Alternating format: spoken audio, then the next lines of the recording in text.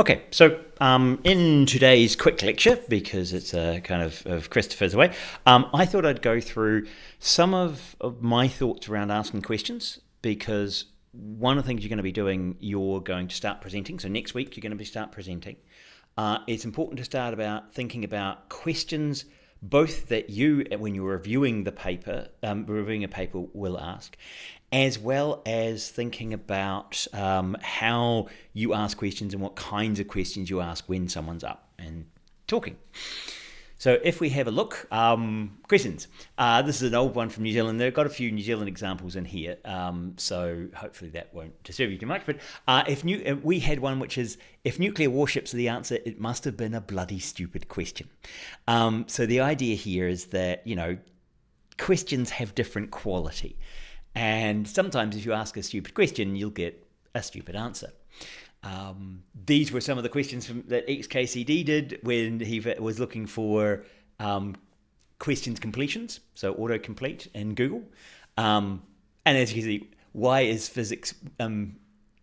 is psychic weak to bug? Why do children get cancer? Right? That's a good. Why do?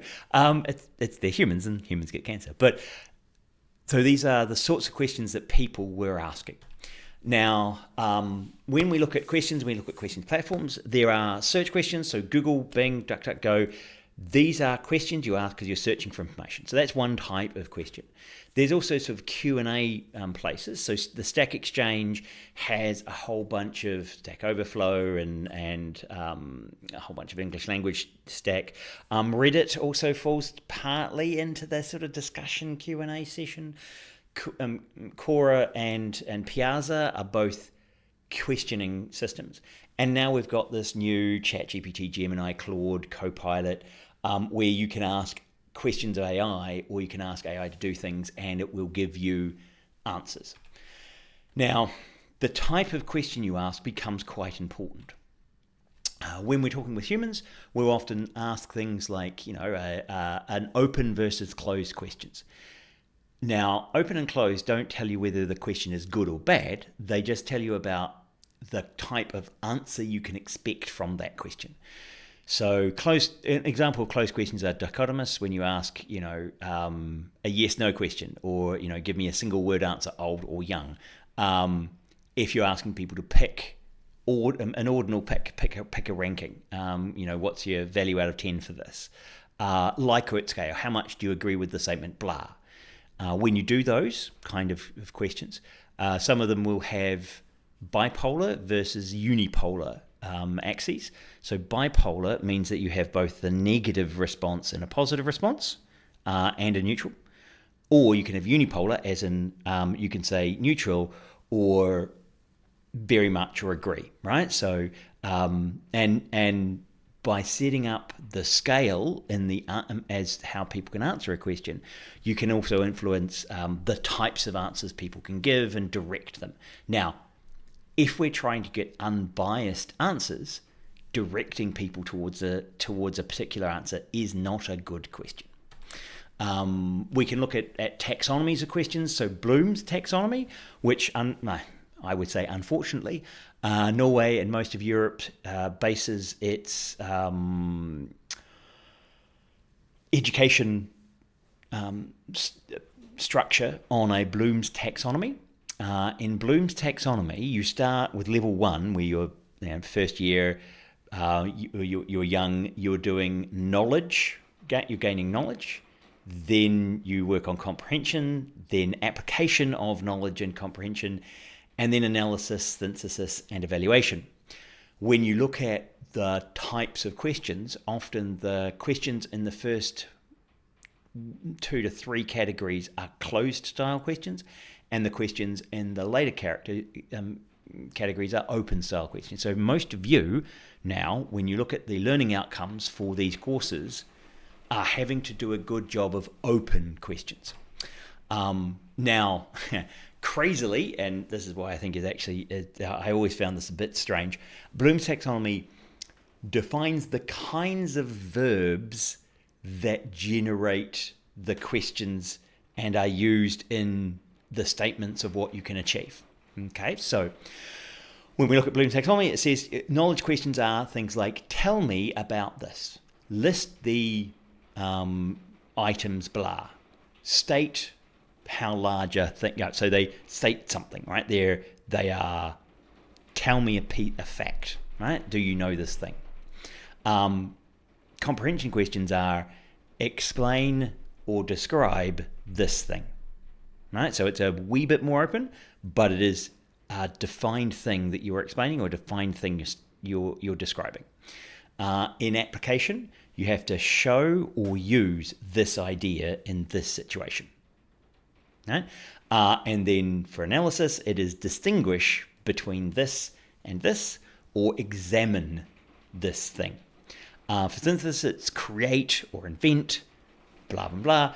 And evaluation is judge or select, to evaluate between particular created items. So you're having a much more open question of, how good is this, or why do you think this is a good solution, right? Which is quite open. It's not saying, give me the number of items there are, or tell me how you'd use this. It's how would you evaluate?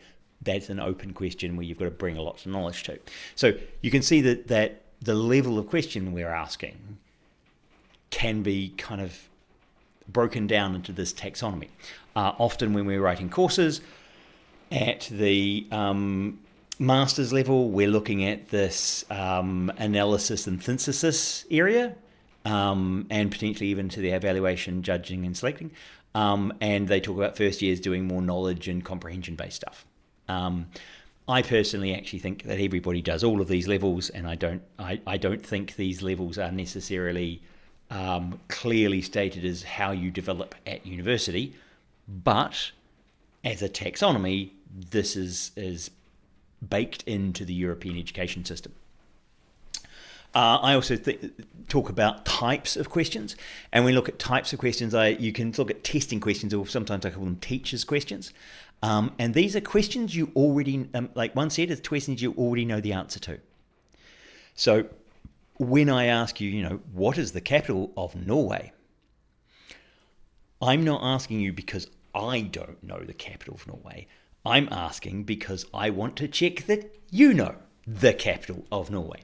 And so that's so it's not an authentic question in the sense of, hey, what is this? It's I know something, I'm testing you.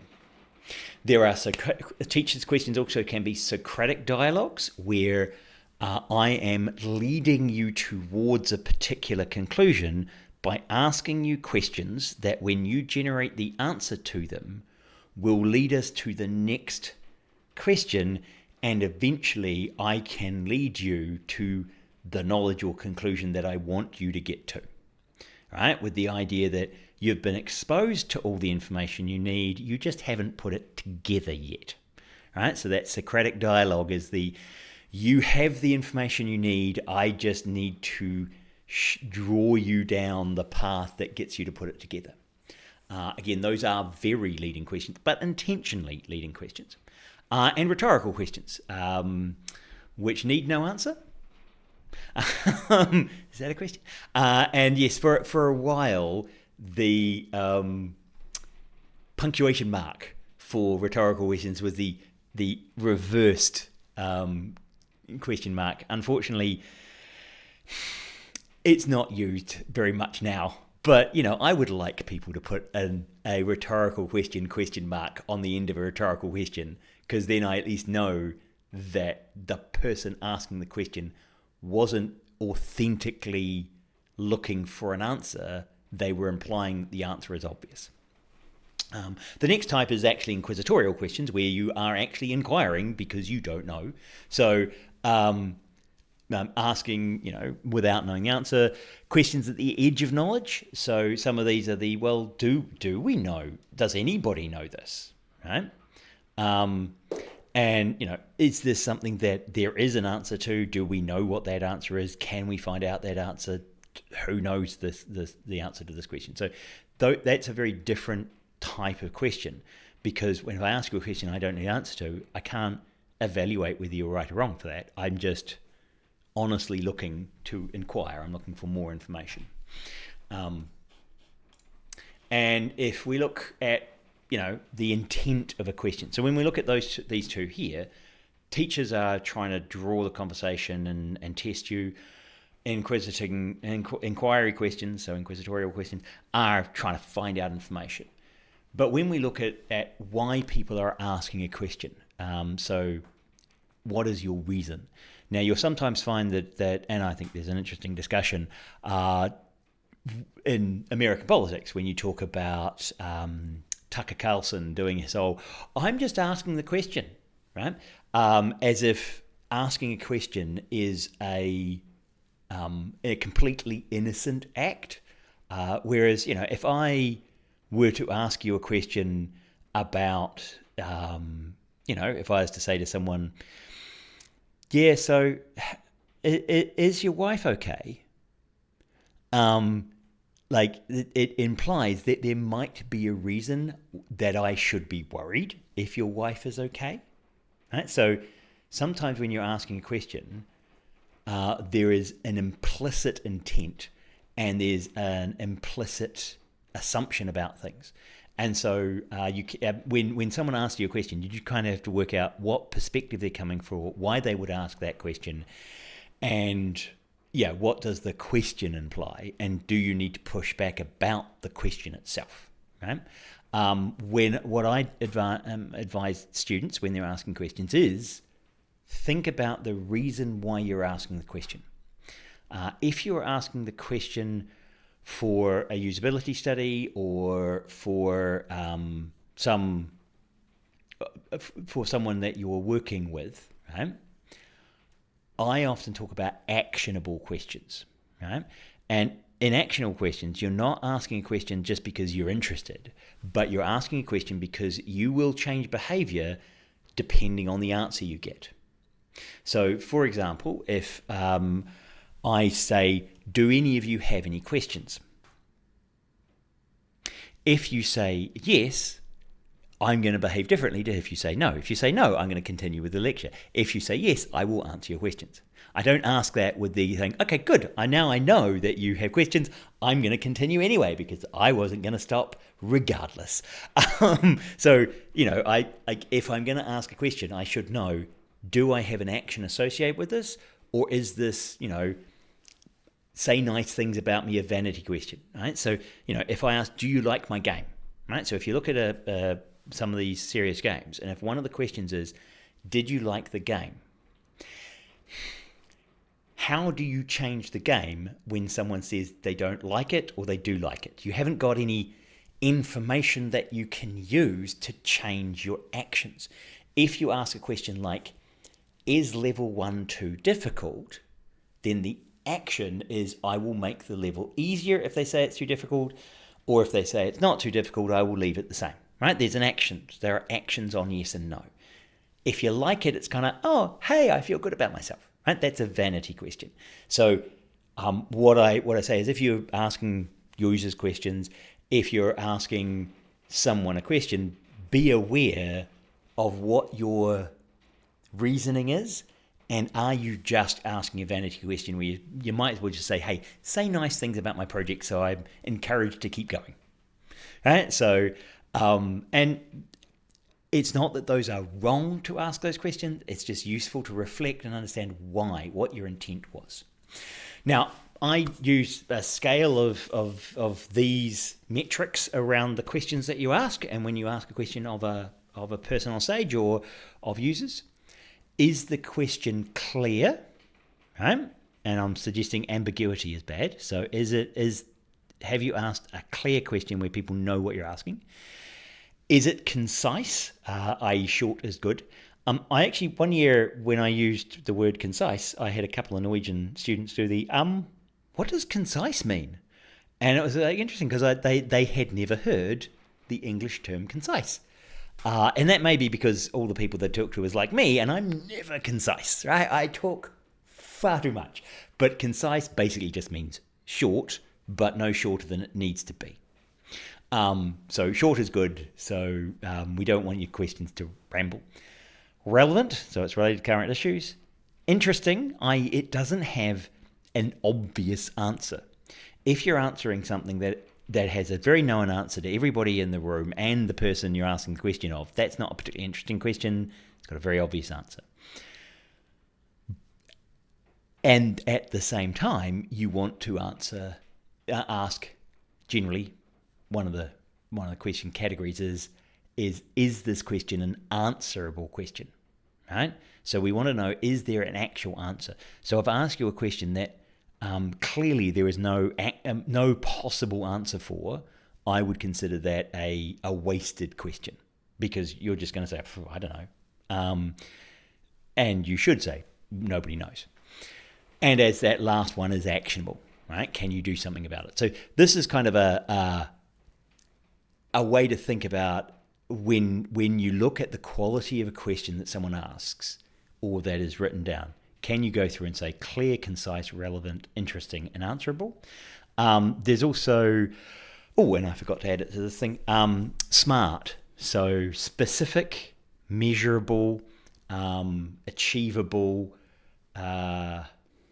relevant, and timely. So those are SMART goals rather than SMART questions. So often we'll look at SMART goals, which have a list that they try and say SMART.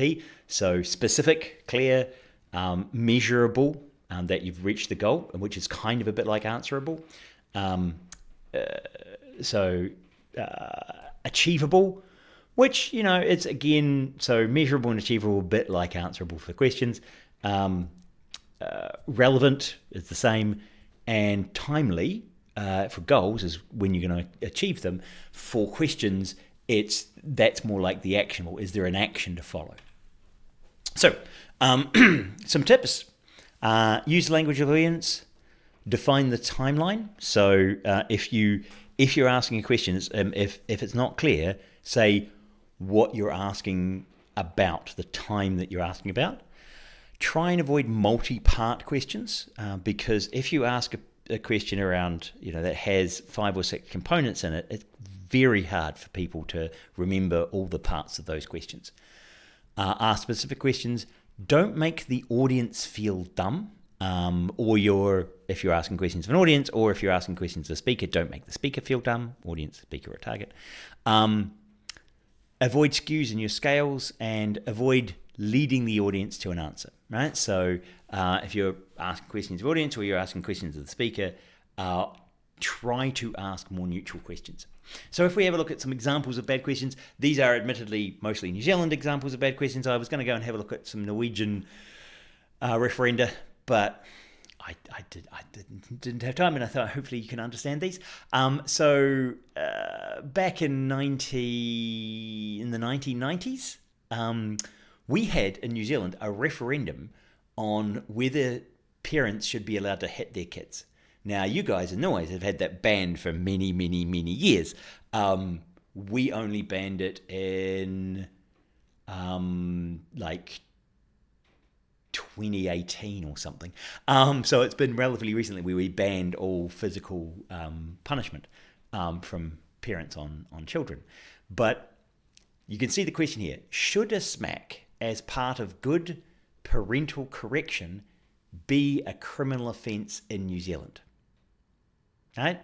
And that's a really bad question, because it assumes that a smack can be part of good parental control, i.e. it puts the word good and smack together as something that sits together. It also doesn't define a smack, which is the physical act here. And so it also links, should a good thing be a criminal offence? And there are a bunch of people who say, well, no, good things shouldn't be criminal offences. So, of course, no.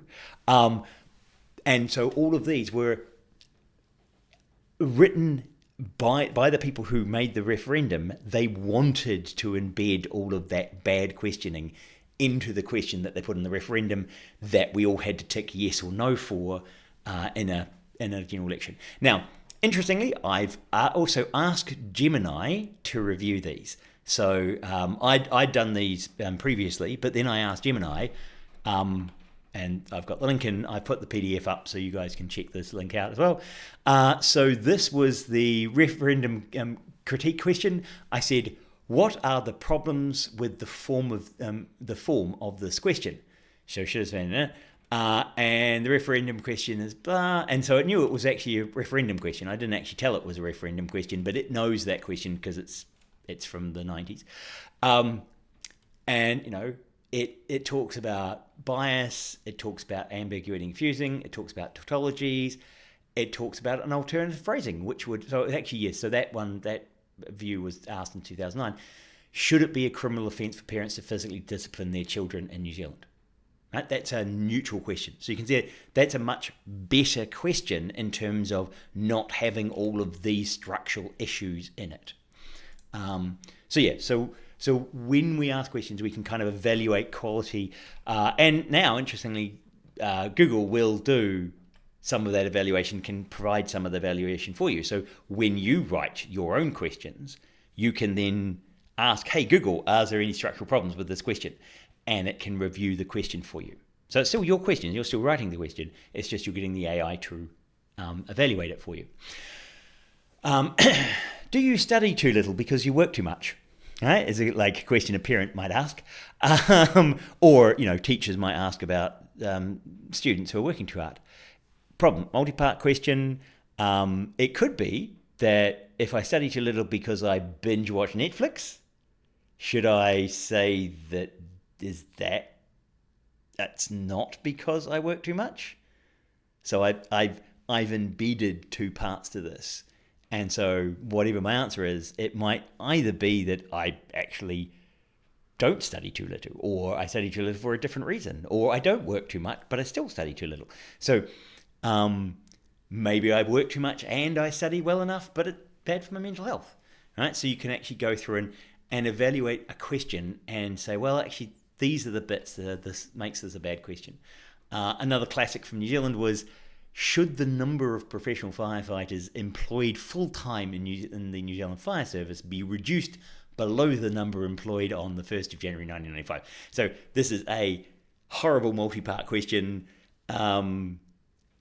It doesn't take into account that, you know, buildings have changed, fire risks have changed, how we heat our houses has gone from wooden fires to electricity. So just lots and lots of changes, but it's a bad question.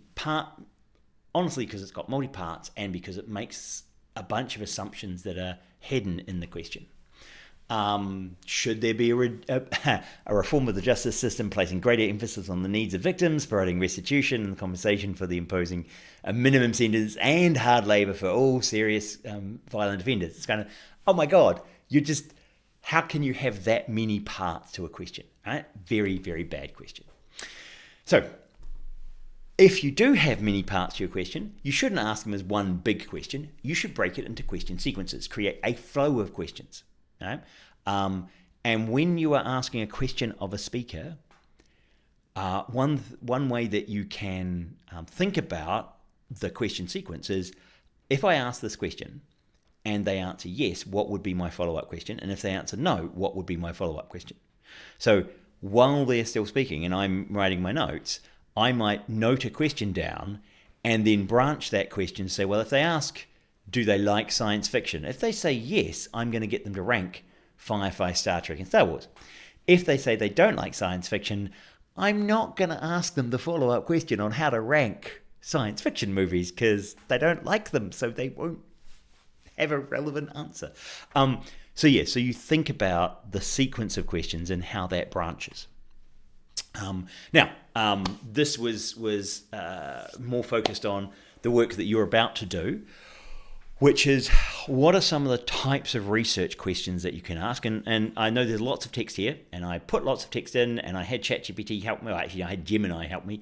I asked it some questions and read through them and thought, oh, yep, no, these are good and these are not. And so I fixed some of these.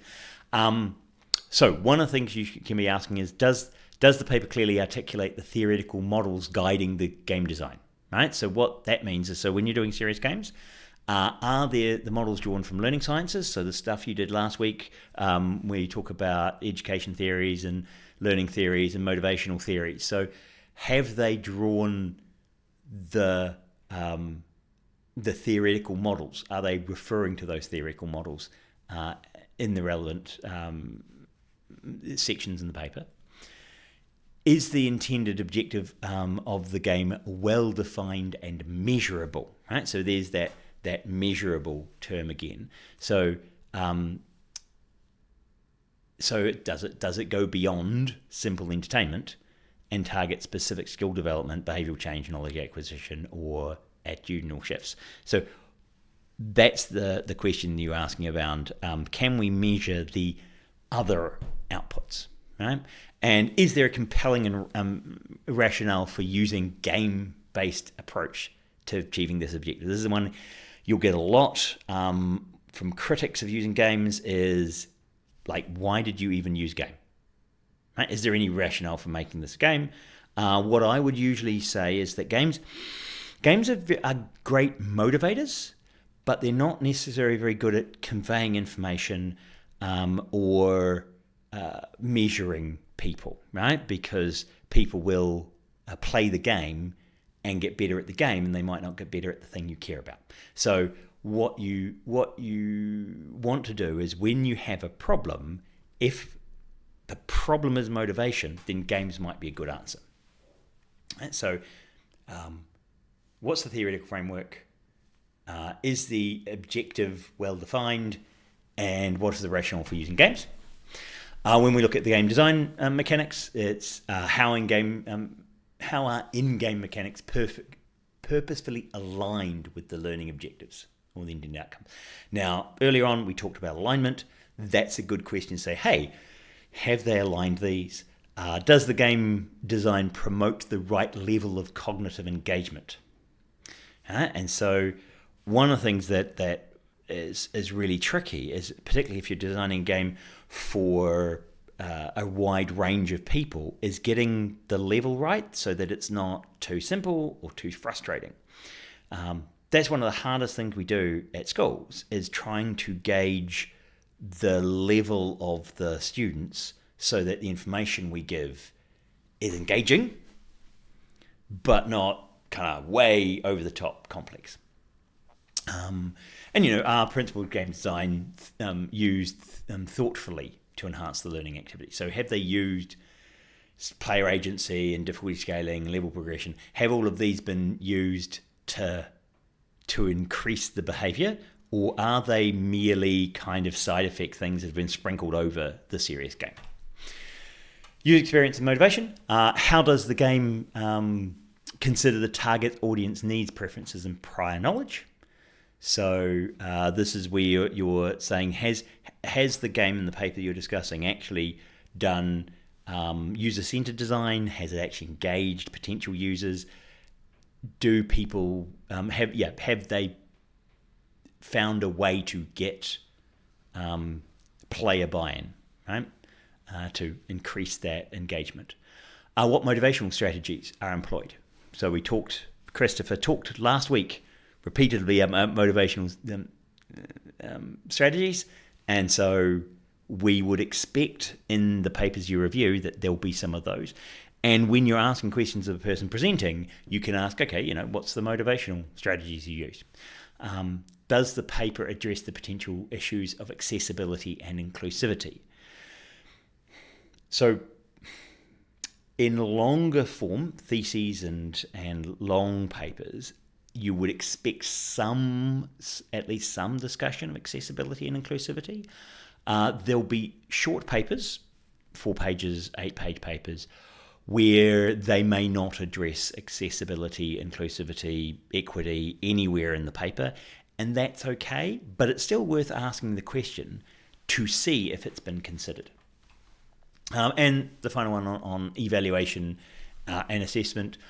What research methods were used to evaluate effectiveness? What were the performance metrics? How does the evaluation measure the achievement of a player's intended learning outcomes or target outcomes? Is it valuable, reliable assessment scheme? And does the paper address limitations on game design or evaluation? Right. So one of the things we get every PhD to do is write about the limitations of what they were doing, And so that's something you generally will get asked by a reviewer or by someone in the audience is, what are the limitations? Understanding that not every piece of research has limitations. Oh, sorry, and there was one more, transferability and the wider impact. Can you transfer performance in the game out into the real world? So what skills or knowledge gained go into the real world? Does the paper explore potential scalability problems? Many of these papers are prototype papers where they'll test a game in lab, or they'll test a game with a small number of people, but never roll it out to the wider audience and see if it actually changes real people's behavior in the real world. And also, what are the ethical implications of the serious games subject matter design? We can talk about, if you're talking about games of politics, things like, what does the Nazi themes in My Child Levenborn say, and is there an ethical issue around making games about eugenics, right? This is a challenging topic. Should you make games about it? What are the ethical implications of those, right? So you need to be able to discuss the wider issues of the risk to users and also unintended consequences of making particular games. Timing. If you interrupt people to ask them questions, this can be a problem. So depending on your speakers, and it may be that if you're a hesitant speaker, what you can say to your audience is, please save the questions till the end and then we'll address them. Right? Because if you're not a confident speaker, being interrupted with questions can really take you out of your flow, and it can trigger additional anxiety. And so one of the things, so if you know yourself well, you can actually ask this sort of question is, hey, if I'm interrupted by questions, how is that going to affect me? If you tell the audience to ask questions at the end, that's going to be fine. Sometimes what you do is you go to the person running the conference session, the person running that event, and say to them before it starts, could you tell people to wait till the end for questions? And then it's not you saying that, it's the moderator saying we'll save the questions to the end. Right? Distance between question and answer. One of the challenges, however, is that if there's something that's an obvious question that you've said early in a presentation, I, as a lecturer, what I'll do is I'll note it down, right? So I usually have I'm taking notes, which are often questions I'm going to ask, and then I can come back to them. There are other people that get stuck on a question, and once a challenge comes up, once a question comes up in the mind, they can't really pay much attention to anything else you're saying for the rest of the presentation because they've got this question they want answered and you're not answering it, right? So if you put a big distance between a question and answer, that can also break people's engagement with what you're doing. So yeah, some people block on answering questions. There's diminishing returns on too many questions. The more questions you ask, generally, the more detailed and fine-grained those questions become, and fewer of the audience are interested in the answer. So you have to kind of balance that. And there's an engagement bias. Asking questions is not evenly distributed across the entire class. Some of you will talk up and ask questions. Other of you will sit very quietly, hoping nobody notices you're there. That means there's an engagement bias in the type of questions that are asked. Sometimes as a speaker, what we do, again, you can practice this if you want, is you will seed a question in the audience. Right? You'll know that there's a really good question that you'd like to be asked. And so what you do is you ask one of your audience members to ask you the question that allows you to talk about an interesting topic. Right? Even if that topic doesn't naturally sit in the flow of your presentation or of that paper, you get someone from the audience to ask that question. It also can be the icebreaker that allows other people to then ask a question because somebody's already asked the first question. You'll often find that sometimes the moderator will ask a question while they wait for people to think of a good question. Right? that's a conceit to try and give people time.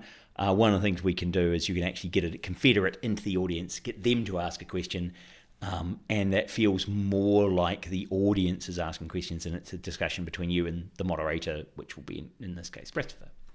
So the final takeaways, and I was only going to do this short sort of quick thing on some questions. Think about your questions. Think about how you ask questions about the papers you're reviewing. Think about how you ask questions of the people. Think about the quality of the questions you're asking. Think about what you're going to do with the answer to questions that you get. Are you going to change something you do, or are you just kind of vaguely interested? And respect other people's time, right? So if you're sending out questions for a questionnaire, or you're asking someone a question on a presentation, there are also a bunch of other people in the room. Think about the quality of the question you're asking and the relevance of that question. Right? And is it clear, concise, all of those things. However, don't stop asking questions. Questions are the way we learn. Questions are an indication that you are trying to find things out and trying to develop. So we love questions. We want lots of questions. And I'm happy to, when you ask questions and when you ask each other questions, and I may or may not be able to attend all the presentations, when you ask those questions, I may also reflect on and review the quality of the questions you ask and try and help you improve your ability to be a good audience and ask interesting questions, because that's an important part of this whole academic kind of adventure, is to not just be able to answer questions, but to ask the right questions. So with that, are there any questions?